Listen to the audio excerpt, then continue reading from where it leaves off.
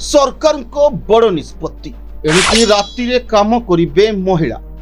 मुख्यमंत्री मोहन चरण माझी अध्यक्षतार अनुष्ठित 27तम राज्य कैबिनेट बैठक में ओडिशा सरकार फैक्ट्री आईन 1948 और ओडिशा दुकान वाणिज्य प्रतिष्ठान आईन 1956 संशोधन को मंजूर देइछंती।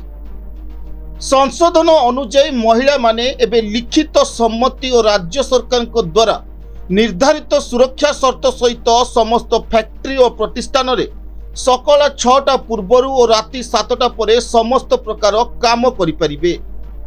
सेपरि सप्ताहक 48 घंटारू अधिका काम कले ओभरटाइम मिलिबो। महिला कर्मचारी चाहिए सम्मति पत्र देई राति रे कार्य करिपारिबे। महिला कर्मचारी को पई राज्य सरकार सुरक्षा व्यवस्था करिबे। Bureau report Harshika media.